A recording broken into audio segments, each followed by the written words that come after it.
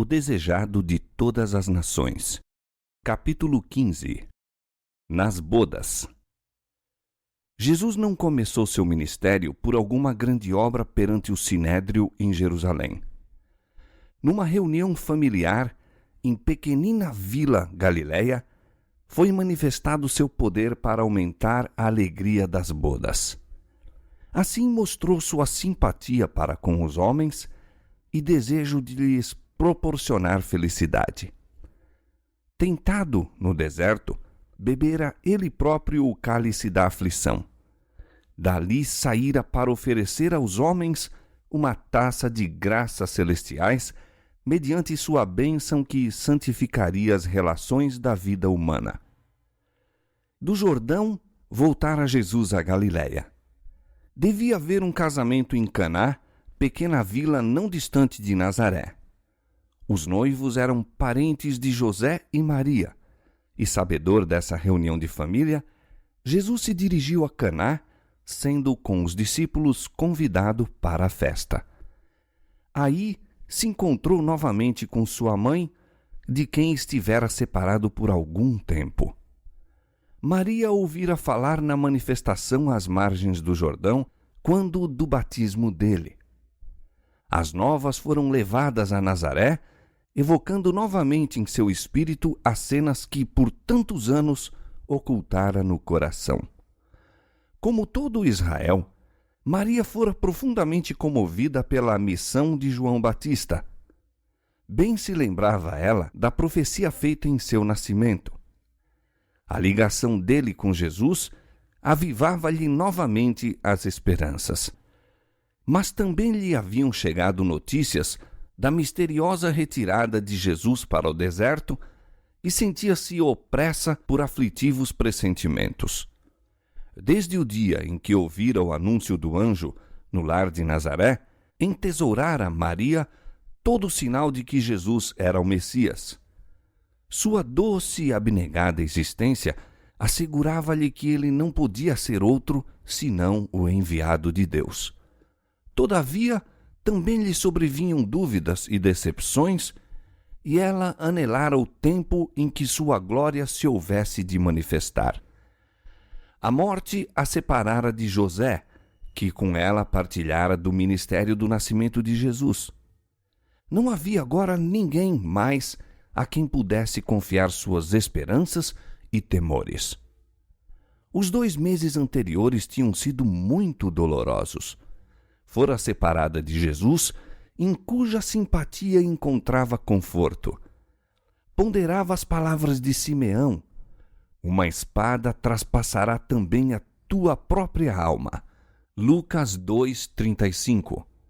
Recordava os 3 dias de angústia quando julgava Jesus para sempre perdido para ela, e era com ansiedade de coração que lhe aguardava o regresso. Por ocasião das bodas, encontrou-o o mesmo filho terno e serviçal. No entanto, não era o mesmo. Seu semblante mudara. Apresentava os vestígios da luta no deserto e uma nova expressão de dignidade e poder testificava de sua celestial missão. Achava-se com ele um grupo de homens moços cujos olhos o seguiam com reverência e que lhe chamavam mestre. Esses companheiros contaram a Maria o que tinham visto e ouvido por ocasião do batismo e em outras partes, e concluíram declarando: havemos achado aquele de quem Moisés escreveu na lei e os profetas. João 1:45. Ao reunirem-se os convidados, muitos pareciam preocupados com algum assunto de interesse absorvente. Uma contida excitação dominava a assistência. Pequenos grupos conversavam entre si em tom vivo, mas dominado, lançando olhares indagadores para o filho de Maria. Ao ouvir o testemunho dos discípulos quanto a Jesus, alegrara-se com a certeza de não haverem sido vãs suas tão longamente acariciadas esperanças. Entretanto, teria ela sido mais que humana não se lhe houvesse misturado a essa santa alegria um traço do natural orgulho de mãe amorosa. Ao ver os muitos olhares voltados para Jesus, anelava que ele demonstrasse aos assistentes ser realmente o honrado de Deus. Esperava que houvesse oportunidade de ele operar um milagre diante deles. Era costume naqueles tempos que as festas de casamento continuassem por vários dias. Verificou-se nessa ocasião, antes do fim da festa, haver-se esgotado a provisão de vinho. Isso causou muita perplexidade e desgosto. Era coisa fora do comum dispensar o vinho em ocasiões festivas, e a ausência do mesmo pareceria indicar falta de hospitalidade. Como parenta dos noivos, Maria ajudara nos preparativos da festa e falou agora a Jesus, dizendo: "Não tem vinho." Essas palavras eram uma sugestão de que ele poderia suprir a necessidade. Mas Jesus respondeu: "Mulher, que tenho eu contigo? Ainda não é chegada a minha hora." Essa resposta, abrupta como nos possa parecer, não exprimia frieza nem descortesia. A maneira de o Salvador se dirigir à sua mãe estava em harmonia com os costumes orientais. Era empregada para com pessoas a quem se desejava mostrar respeito. Todo ato da vida terrestre de Cristo estava em harmonia com o preceito dado por Ele próprio: "Honra a teu pai e a tua mãe." Êxodo 20, 12. Na cruz, em seu derradeiro ato de ternura para com sua mãe, Jesus dirigiu-se a ela da mesma maneira ao confiá-la ao cuidado do mais amado discípulo. Tanto na festa nupcial como ao pé da cruz, o amor expresso no tom, no olhar e na maneira era um intérprete de suas palavras. Em sua visita ao templo, na infância, ao desvendar-se diante dele o mistério de sua obra, Cristo dissera a Maria: "Não sabeis que me convém tratar dos negócios de meu Pai?" Lucas 2, 49. Essas palavras ferem a nota tônica de toda a sua vida e ministério. Tudo estava subordinado à sua obra, a grande obra de redenção para cujo cumprimento viera ao mundo. Agora, repetiu a lição. Havia risco de Maria olhar as suas relações com Jesus como lhe dando sobre ele especial direito, bem como o de, até certo ponto, o dirigir em sua missão. Ele lhe fora por 30 anos filho obediente e amoroso, e seu amor não mudara. Agora, porém, lhe cumpria tratar da obra do Pai. Como filho do Altíssimo e Salvador do mundo, laço algum terrestre o deve afastar de sua missão ou influenciar-lhe o procedimento. Deve estar livre para fazer a vontade de Deus. Essa lição destina-se também a nós. Os direitos de Deus são superiores mesmo aos laços das relações humanas. Nenhuma atração terrestre nos deve desviar os pés da vereda que Ele nos manda trilhar. A única esperança de redenção para a nossa raça caída está em Cristo. Maria só podia encontrar salvação mediante o Cordeiro de Deus. Não possuía em si mesma nenhum mérito. Seu parentesco com Jesus não a colocava para com ele em posição diversa, espiritualmente, da de qualquer outra alma humana. Isso se acha indicado nas palavras do Salvador. Ele torna clara a distinção entre sua relação para com ela como filho do homem e filho de Deus. O laço de parentesco entre eles não a coloca de maneira alguma em pé de igualdade com ele. As palavras "ainda não é chegada a minha hora" indicam que todo ato da vida de Cristo na terra era cumprido no plano que existira desde os dias da eternidade. Antes de vir à terra, o plano jazia perante ele, perfeito em todos os seus detalhes.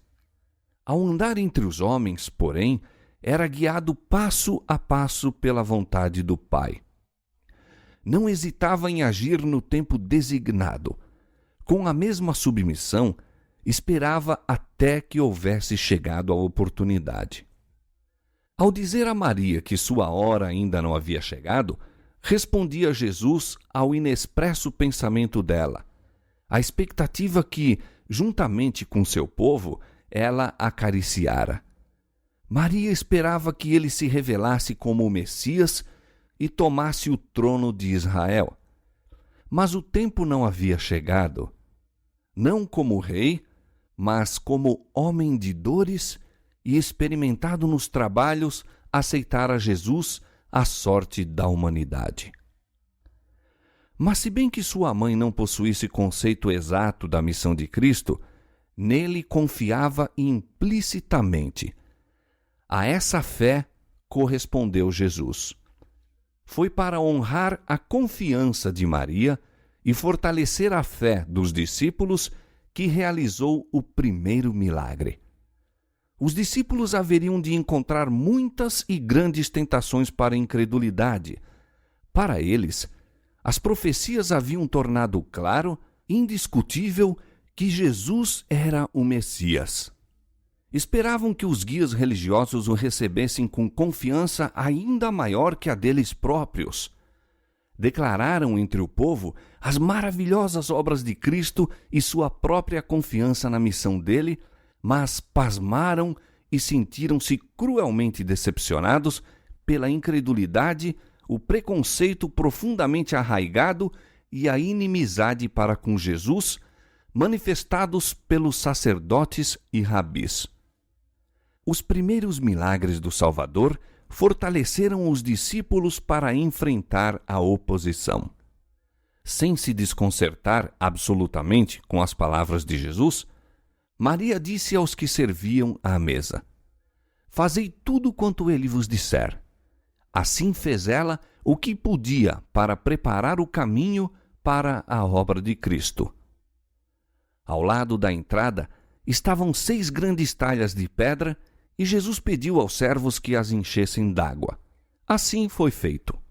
Então, como o vinho era necessário para uso imediato, disse: "Tirai agora e levai ao mestre-sala." Em lugar da água com que haviam sido cheias as talhas, saiu vinho dali. Nem o mestre-sala, nem os convidados, em geral, tinham percebido que a provisão de vinho se acabara. Provando o que os servos levaram, o mestre-sala achou superior a qualquer vinho que já tivesse provado e muito diverso do que fora servido ao princípio da festa. Voltando-se para o noivo, disse: "Todo homem põe primeiro o vinho bom, e quando já tem bebido bem, então o inferior. Mas tu guardaste até agora o bom vinho." Como os homens servem primeiro o vinho melhor e depois o inferior, assim faz o mundo com seus dons. O que ele oferece pode agradar aos olhos e fascinar os sentidos, mas se demonstra incapaz de satisfazer. O vinho se transforma em amargura, o espírito folgazão em tristeza. Aquilo que começara com cânticos e alegria, termina em fadiga e desgosto. Os dons de Cristo, porém, são sempre novos e sãos. A festa que provê para a alma não deixa nunca de proporcionar satisfação e alegria. Cada nova dádiva acrescenta a capacidade do que a recebe para apreciar e fruir as bênçãos do Senhor. Ele dá por graça. Não pode haver falta na provisão. Se permaneceis nele, o fato de receberdes hoje um único dom garante a recepção amanhã de um mais precioso ainda. As palavras de Cristo a Natanael exprimem a lei do trato de Deus com os filhos da fé. Com cada nova revelação de seu amor, declara ele ao coração que a recebe: "Crês? coisas maiores do que estas verás. João capítulo 1, verso 50. O dom de Cristo à festa nupcial era um símbolo.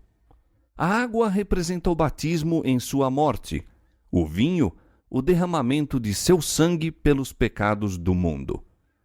A água para encher as talhas foi levada por mãos humanas, mas unicamente a palavra de Cristo podia comunicar-lhe a virtude doadora de vida.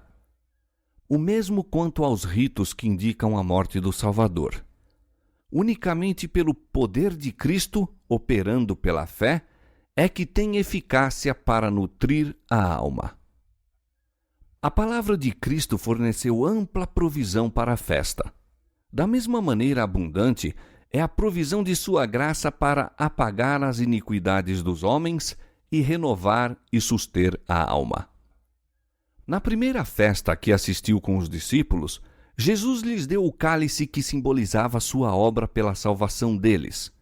Na última ceia, tornou a dá-lo na instituição do sagrado rito pelo qual sua morte deve ser anunciada até que venha. 1 Coríntios 11, 26. E a tristeza dos discípulos ao separar-se de seu Senhor foi confortada com a promessa da reunião, pois ele disse: Desde agora não beberei deste fruto da vide até aquele dia em que o beba de novo convosco no reino de meu Pai. Mateus 26, 29. O vinho provido por Cristo para a festa e o que ele deu aos discípulos como símbolo de seu próprio sangue era o puro suco de uva. A esse se refere o profeta Isaías quando fala do novo vinho num cacho e diz: Não o desperdices, pois há bênção nele. Isaías 65, 8. Fora Cristo que, no Velho Testamento, dera aviso a Israel: O vinho é escarnecedor e a bebida forte alvoroçadora. E todo aquele que neles errar nunca será sábio. Provérbios capítulo 20, verso 1. Ele nunca proveu tal beberagem. Satanás tenta os homens a condescendência com apetites que lhes obscurecem a razão e entorpecem as percepções espirituais. Mas Cristo nos ensina a subjugar a natureza inferior. Toda a sua vida foi um exemplo de abnegação. Para vencer o poder do apetite, sofreu em nosso favor a mais dura prova que a humanidade poderia suportar. Foi Cristo que deu instruções para que João Batista não bebesse vinho nem bebida forte. Fora ele que dera a mesma prescrição à mulher de Manoá.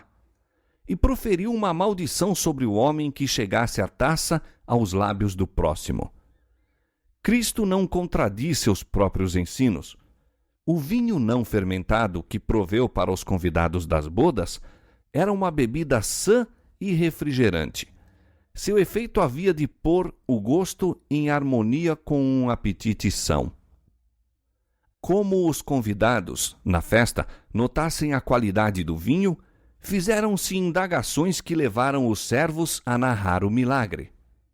Os convivas ficaram, por algum tempo, demasiado surpreendidos para pensar naquele que realizara a maravilhosa obra. Quando, afinal, o procuraram, verificou-se que se retirara tão quieto que nem os próprios discípulos haviam percebido. A atenção dos presentes voltou-se, então, para os discípulos. Tiveram pela primeira vez a oportunidade de reconhecer-lhes a fé em Jesus. Contaram eles o que tinham visto e ouvido no Jordão, e acendeu-se em muitos corações a esperança de haver Deus despertado um libertador para seu povo. As novas do milagre espalharam-se por toda aquela região e foram levadas a Jerusalém. Com novo interesse, examinaram os sacerdotes e anciãos as profecias que indicavam a vinda de Cristo. Havia ansioso desejo de saber a missão desse novo mestre que, de maneira tão despretensiosa, aparecia entre o povo. O ministério de Cristo contrastava com o dos anciãos judeus. O cuidado deles quanto à tradição e ao formalismo destruíra toda a verdadeira liberdade de pensamento e ação. Viviam em contínuo medo de contaminação. Para evitar contato com o mundo, mantinham-se separados não só dos gentios, mas da maior parte de seu próprio povo, não procurando beneficiá-lo nem granjear-lhe a amizade. Por considerar sempre essas coisas, haviam impedido o desenvolvimento do próprio espírito e estreitado a esfera de sua existência. Seu exemplo animava o egoísmo e a intolerância em todas as classes do povo. Jesus começou sua obra de reforma pondo-se em íntima simpatia com a humanidade. Ao passo que mostrava a maior reverência para com a lei de Deus, censurava a pretensa piedade dos fariseus e tentava libertar o povo dos regulamentos absurdos que o acorrentavam. Procurava derribar as barreiras que separavam as diversas classes sociais, a fim de unir os homens como filhos de uma só família. Sua presença nas bodas visava um passo na efetuação desse desígnio. Deus dera a João Batista instruções para habitar no deserto, a fim de escudá-lo contra a influência dos sacerdotes e rabis e prepará-lo para uma missão especial. A austeridade e isolamento de sua vida, porém, não eram um exemplo para o povo. O próprio João não ordenara a seus ouvintes que abandonassem seus anteriores deveres. Pediu-lhes que dessem demonstração de arrependimento pela fidelidade a Deus no lugar em que ele os chamara. Jesus reprovava a condescendência própria em todas as suas formas, todavia era de natureza sociável.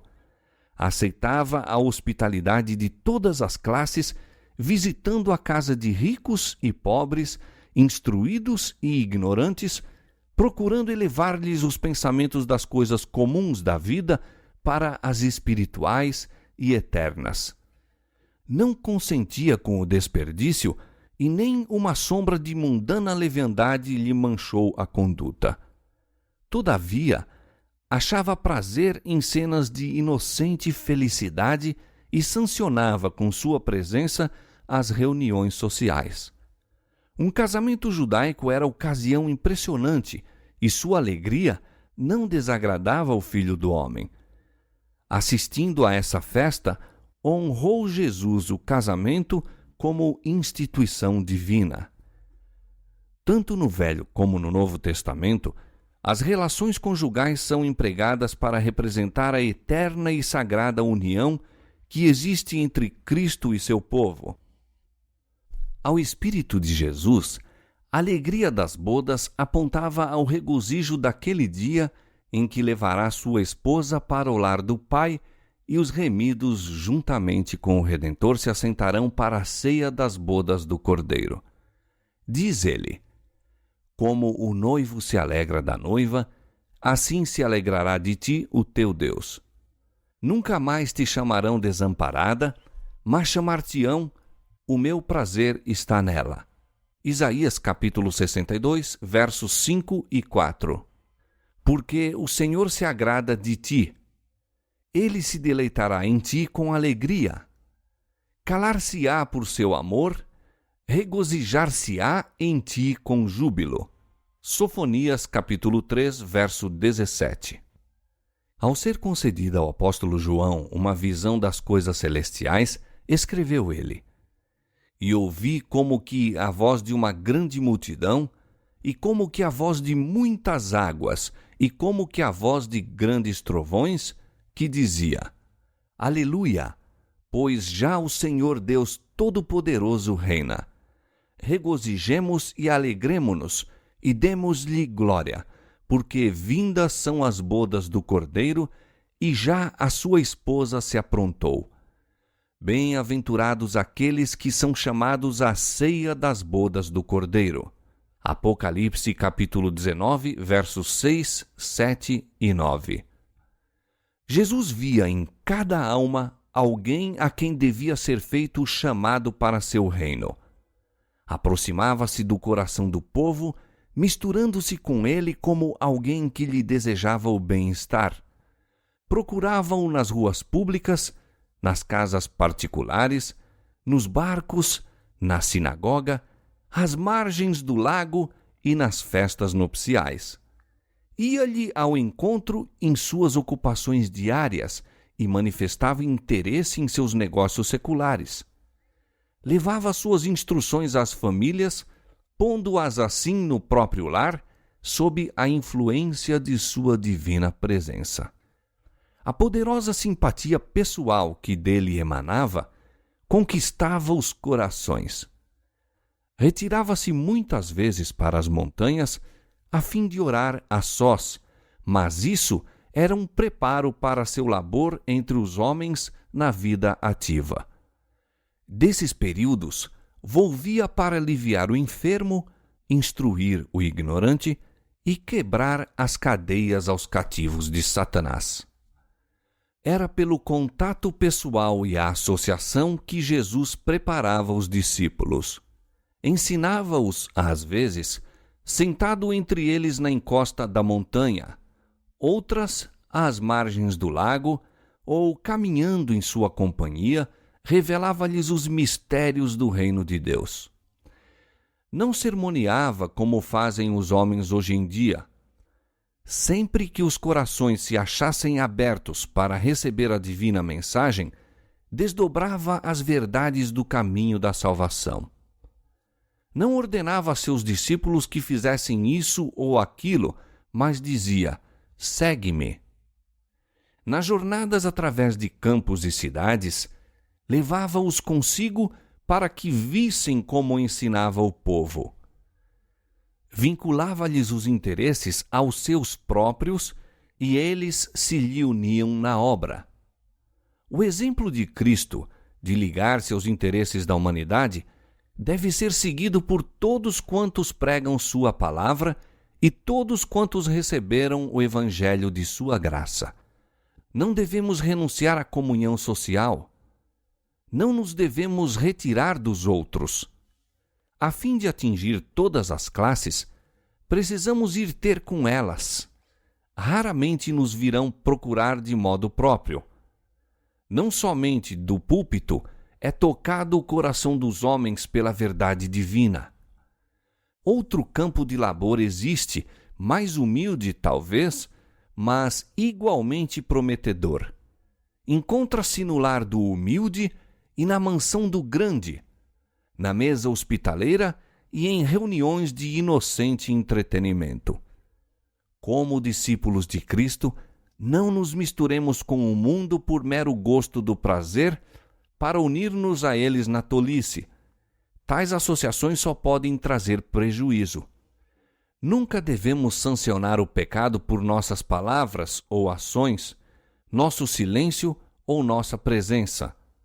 Aonde quer que formos, devemos levar conosco Jesus e revelar a outros que precioso é nosso Salvador. Os que buscam esconder sua religião, porém, ocultando-a dentro de muros de pedra, perdem valiosas oportunidades de fazer bem.